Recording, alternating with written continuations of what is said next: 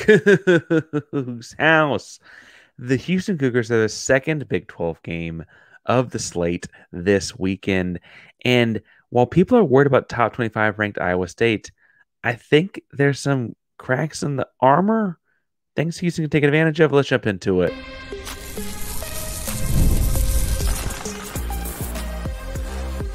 You are Locked On Cougs, your daily podcast on the Houston Cougars, part of the Locked On Podcast Network, your team every day.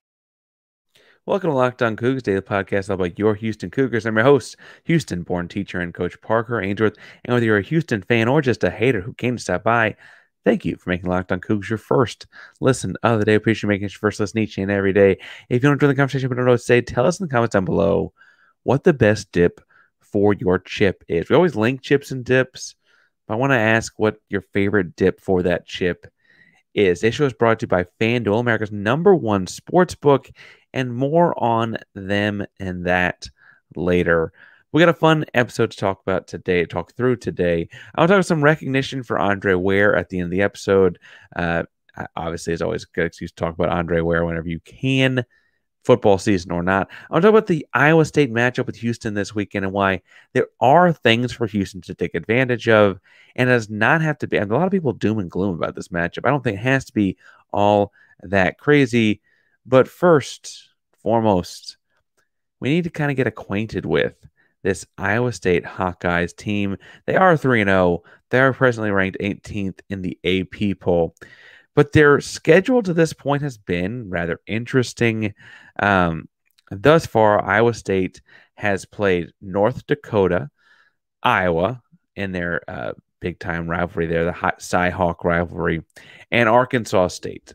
And against North Dakota, an FCS school, Iowa State won just 21-3. Now, North Dakota is not like a bad FCS school or something like that, but isn't to see that as the result.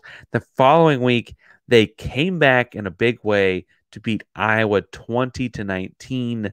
Iowa had control for a lot of that game, that rivalry game, but ultimately Iowa State was able to push through a field goal with just a few seconds left to win the ball game. And then they blew the doors off of Arkansas State last week, 52-7. Arkansas State, for its worth, does have a very bad Sun Belt defense, and it's kind of played some big-time buy-in games, which only exacerbate that defense. Interesting to look at Iowa State. Their passing game is a big focus this year. They have 410 rushing yards on the year, which sounds like, I guess 412 rushing yards on the year this year.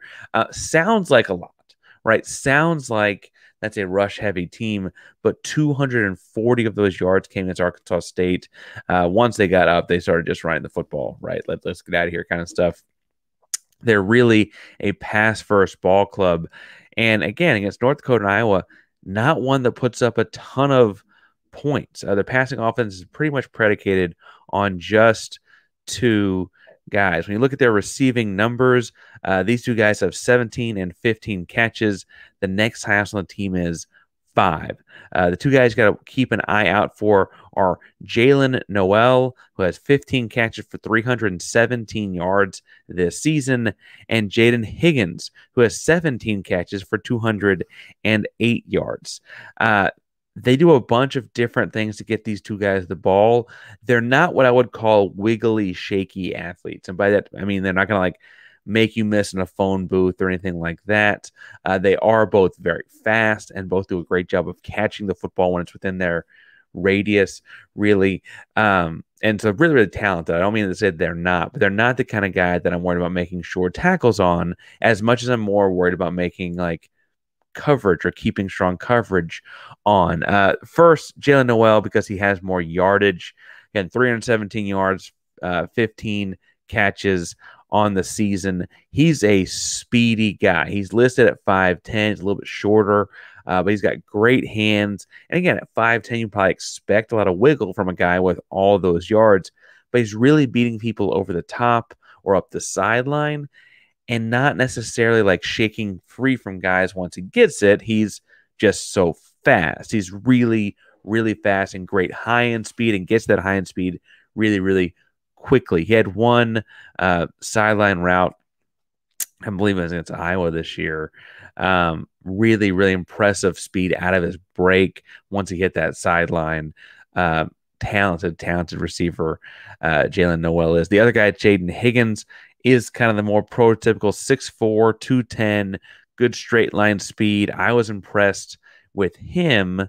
He does a good job what I call like boxing out. Again, I know this. I coached high school football for 9 years. I coached high school basketball for those plus the last three as an assistant coach the whole time, I guess. But I use basketball terminology like box out because he is so big at 6'4", 210, that if he gets between the DB covering him in the ball and it's like the eclipse. He really does like keep his arm, like when the ball's in the air, he can like keep a guy off his back and like post up almost, like he's getting the basketball. Box out's like you're getting a rebound, obviously, but he does a pretty good job of sealing the guy behind him from the ball. And all of his route tree is fairly simplistic because of that. It's a lot of use your straight line speed, get to the DB that you think is assigned to you, and get in front of him for the football.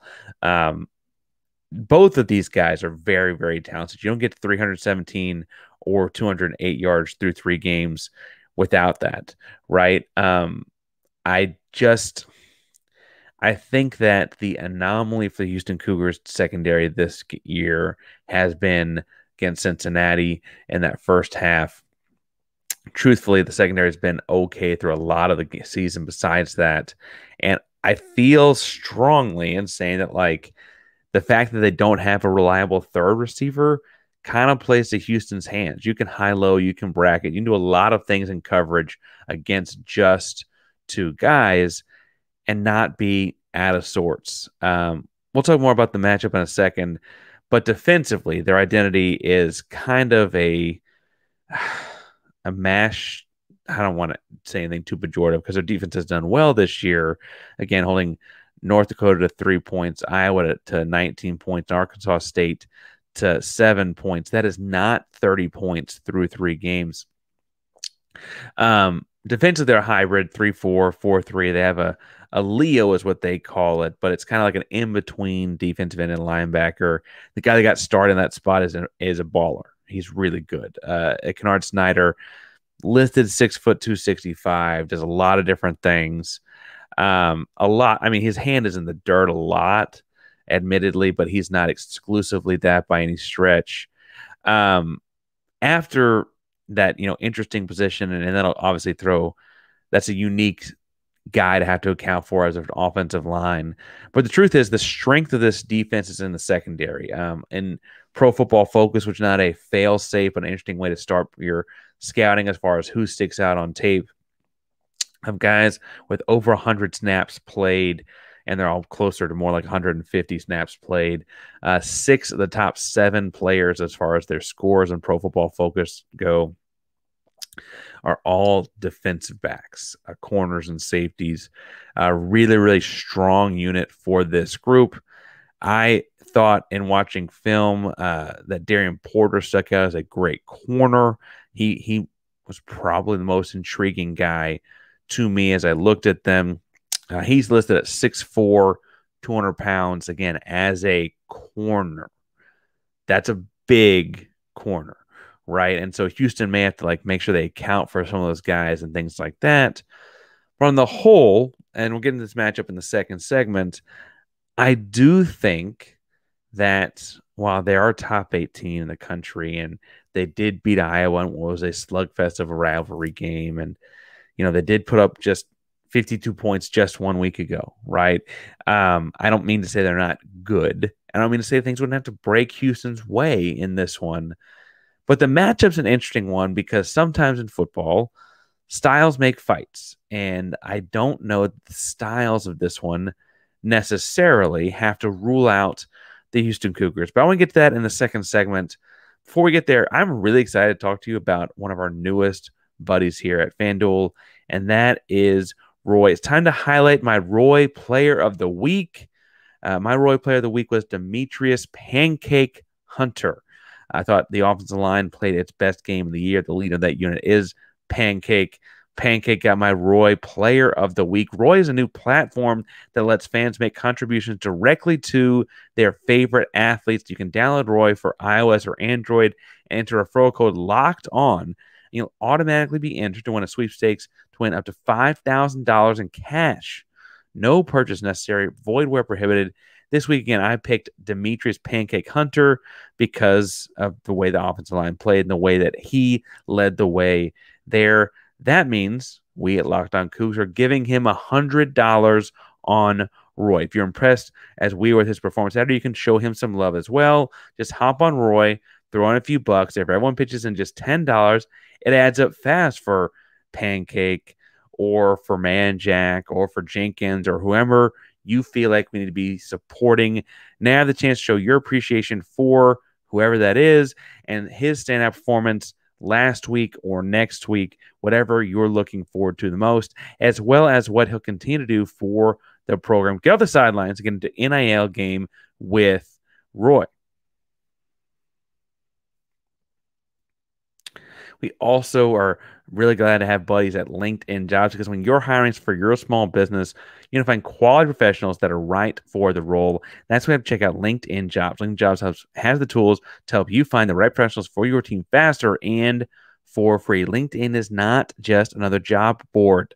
LinkedIn helps you hire professionals you can't find anywhere else, even those who are not actively searching for a new job but might be open to the perfect role. In a given month, over 70% of LinkedIn users don't visit other leading job sites. So if you're not looking at LinkedIn, you're looking in the wrong place. On LinkedIn, 86% of small businesses get a qualified candidate with 24 hours.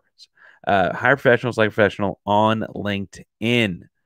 Post your job free at linkedin.com/lockedoncollege. It's linkedin.com/lockedoncollege. Post your job free. Terms and conditions apply. Parker Angel, Locked On Cougs, sitting here talking about and breaking down Houston, Iowa State this weekend. We got to know them a little bit in the first segment, and I alluded to, I thought there were matchups Houston could, matchups Houston could take advantage of in this game. And I feel like, frankly, the tail of the tape here is the Iowa game. Not just because it was the closest game. Iowa had that game in hand for the vast majority of it. That was a blueprint. Football is a copycat sport. But also, as we'll see throughout this, there are aspects of what Iowa does that are fairly similar to what Houston wants to do. Meaning that if they're getting better or if they're continuing to work on things, they're working on the same things that Iowa was working on that worked fairly well for them. Obviously, Iowa's a very developed program, puts guys in the pros every year. I don't mean to say that they don't, although I would point out Houston had, Patrick Paul's second-round draft pick last year, whatever, right? 2 draft picks the year before. We can go on the list. I do think, though, that Iowa laid out the groundwork here. Iowa had a lot of success in this game, slowing the game down. Long possessions, run the clock, run the football, a lot of zone. And they had a lot of success against the Iowa State defense. The shifting 3-4-4-3, Iowa State had to kind of come down and basically sit in the 4-3 for the vast majority of that game. Iowa had a lot of success in that by running the zone play. We talked earlier in the season about how that's kind of the thing that Houston had going the best for them against Rice. They, for some reason, got away from that against Cincinnati.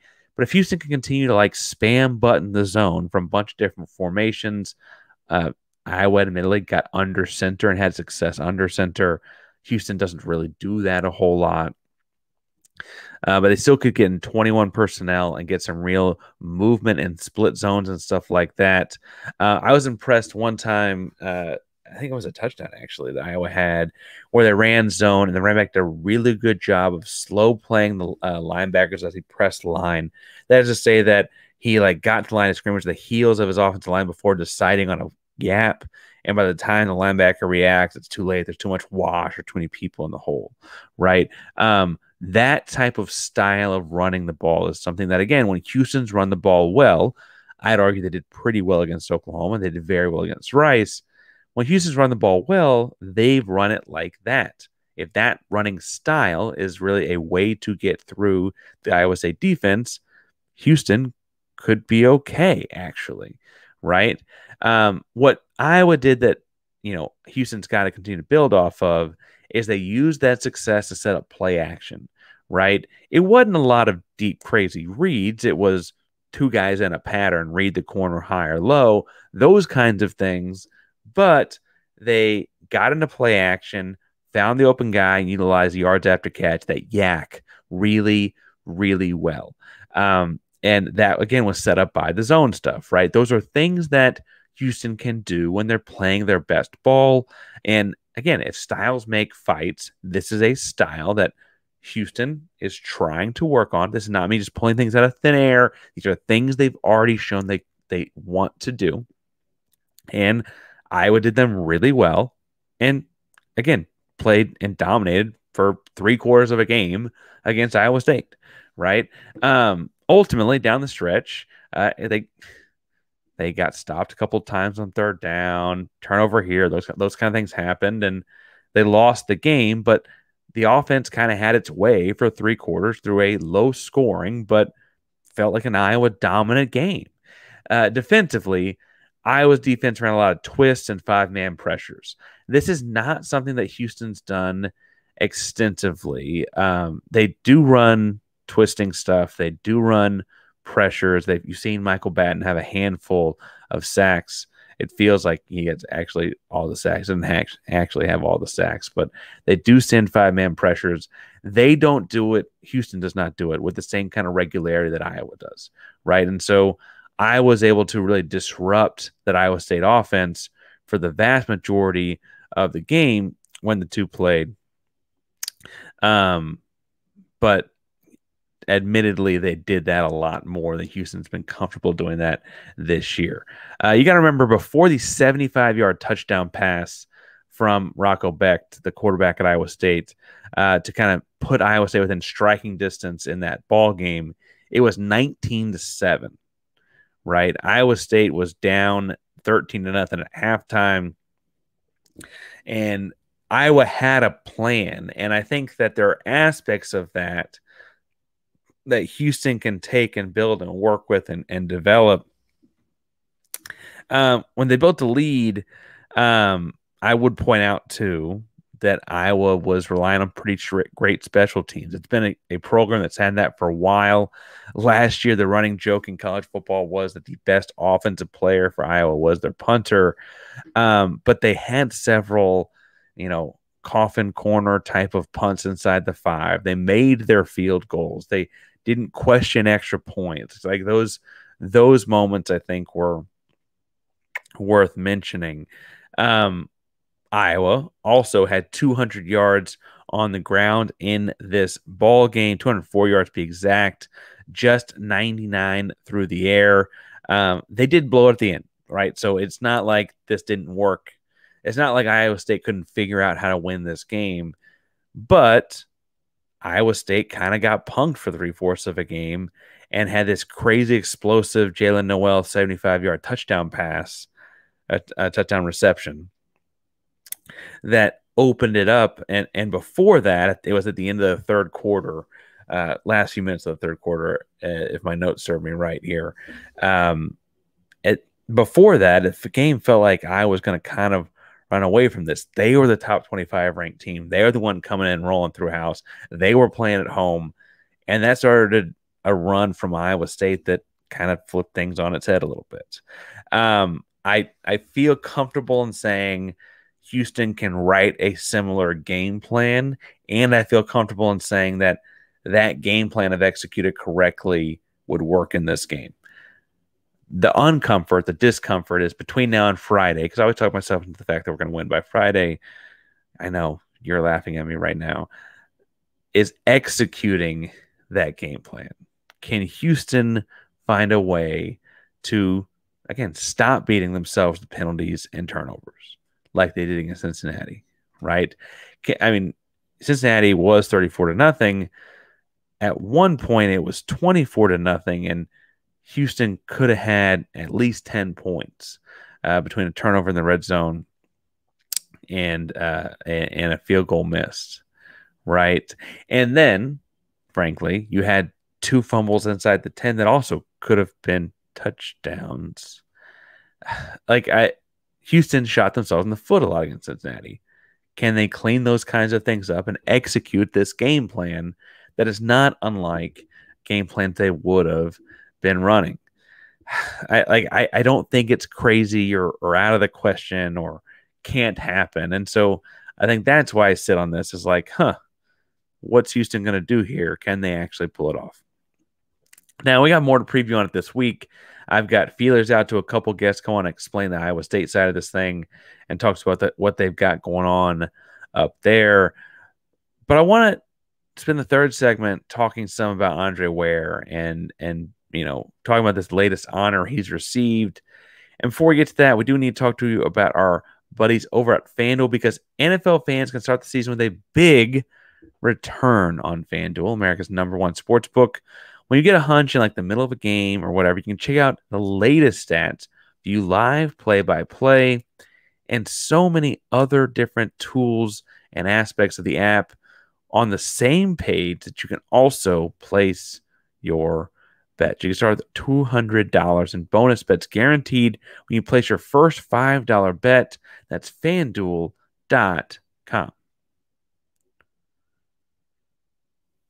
All right, so Parker Ranger here, Locked On Cougs. Of course, we're going to talk some about Andre Ware's latest honor. The first group I saw reporting was the Houston Chronicle, but I'm open to be corrected. I'm open to being corrected, I should say, there.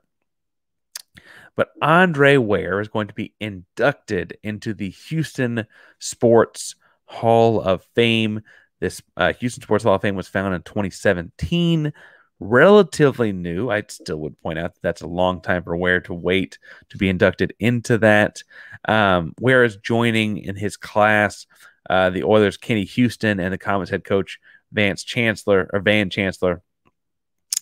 As far as other Cougs that are in this Hall of Fame, beat him to it would be Hakeem, Carl Lewis, Bill Yeoman, Guy V. Lewis, Clyde Drexler, and Elvin Hayes. Pretty elite company, obviously. I still think I might have had him in there earlier.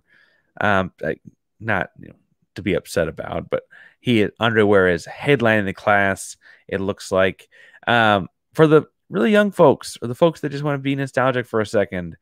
Andre Ware's Heisman campaign in 1989. It is not so crazy to say changed college football. He was the first black quarterback to ever win the Heisman Trophy. And since then, we've always seen a plethora of that. It's not like uncommon now. And so, that's my dog. It's not uncommon now. And so I don't mean to say that it's something that anyone in the present tense would have any doubts about. But Andre Ware was told he can't play quarterback a lot in his life and career. And frankly, he was very open about it. And looking at stuff about this recognition, he's in a sweatsuit celebrating with his teammates. He just won the Heisman Trophy. He was at home. He wasn't in New York. It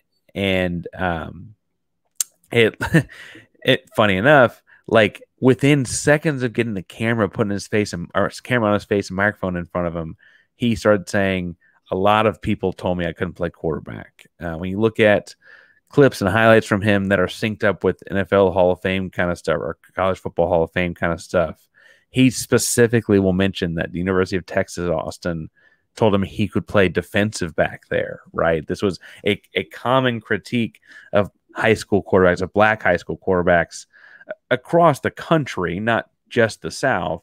And Ware comes in to the University of Houston, plays quarterback, and bucks that trend and system, right? The Heisman Trophy campaign has numbers that would be insane to see happen now. He had 4,700 yards, 46 touchdowns, 63% completion, all three of which led college football. Houston was scoring 53 points a game. They had 95 points against SMU in the Astrodome. In half of that football game, he had 517 yards and 6 touchdowns. Just incredible statistics. I would say that the electric play, when, again, I was born in 91. I'm not acting like I sat here and watched it happen. I am a history teacher. I enjoy going back and watching these things. I have to point out that like it was just like jaw-dropping kind of ball placement, arm strength, quickness of release. I mean, I in watching his college highlights cannot understand people looking at him like, this 6'2" guy can't do it. I like it's mind-blowing, but it's where things were. And a lot of people talk about Andre Ware as the example for guys getting a chance, using Houston as that chance and making it big time. I would also use it as an example of a time where Houston, uh, put a lot of biases and things aside that other places wouldn't do, and was wildly successful because of it, right? And I think that is an interesting merging of all of those things. The Andre Ware story is an awesome one because of that. Obviously, the younger folks are like, well, what happened next? So he gets the NFL. He was drafted, I think, 7th overall, if my notes. This is a mental note because I feel like I've talked about this before. I think he's drafted 7th overall. In 1990, and ended up drafted by the Detroit Lions. The head of scouting didn't want him there. Head of scouting resigned as soon as they with a day or two after the pick or whatever. But reportedly, I guess Wayne Fontes, the coach there in Detroit, wanted him. And that was why they drafted him. It's interesting, though, because he doesn't really get on the field a whole lot. And it wasn't that he didn't have successful moments when he did get on the field there in Detroit. He just didn't get on it a whole lot. That's kind of emblematic of like the changes in football now, right? Because we're 30 years after Andre Ware. It's kind of ridiculous that you could draft a quarterback in the top 10 picks or in the first round and be a Heisman Trophy winning quarterback and not kind of build your system to him. The criticism of Ware in the NFL was that they didn't he couldn't, do things that weren't the air raid. Well, no one thought about, well, why doesn't Detroit just run the air raid, right? That wasn't the thing that was going to happen. The run and shoot, I'm sorry. I'm getting in my videos. I've had a fun night on YouTube going down rabbit holes of old football clips. But the thought was, well, he can only run the run and shoot. He can't come in here and run what we do. And there was no conversation about why doesn't Detroit just run that? We recently saw Baltimore draft Lamar Jackson in the first round, another black Heisman Trophy winning quarterback, and completely revamp how they've done offensive football. Completely. It blashed from the past kind of run numbers, play action using a lot of tight ends, etc. Right? And he's won 2 MVPs doing it. You can criticize a lot of things about the Ravens have done, but over the stretch of his time there, molding the offense to fit him was clearly the right decision. They've been very successful. They're within a toe of knocking off the defending Super Bowl chance open season. They embarrassed Dallas last weekend. They have flaws. They're not a perfect team or anything, but they used the system and created in such a way that obviously has accelerated and highlighted Lamar Jackson's talents. That wasn't the case for Ware in the NFL, but it was the case for Ware at Houston. And so Andre Ware is inducted into the Houston Sports Hall of Fame. They also, I guess, in the induction, plugged his successful career as a broadcaster, Texans, ESPN, SEC Network, all of it, right? I mean, he's been spectacular in that as well. But he gets that opportunity because of the play on the field. So I don't think you can separate the two by any stretch. Was cool to see. Getting to talk about Andre is always cool to see. And that's why Andre Ware is who Andre Ware is. We're talking about more things Iowa State throughout the week. Again, I've been saying it. There's a big basketball recruiting weekend on the horizon this weekend with Houston Cougar men's basketball. So I absolutely got to hit that at some point as well. I'm working on how to best get that talked about, and we'll leave that at that. Locked On Cougs is a proud member of the Locked On Podcast Network. That means your team every day. Go Cougs.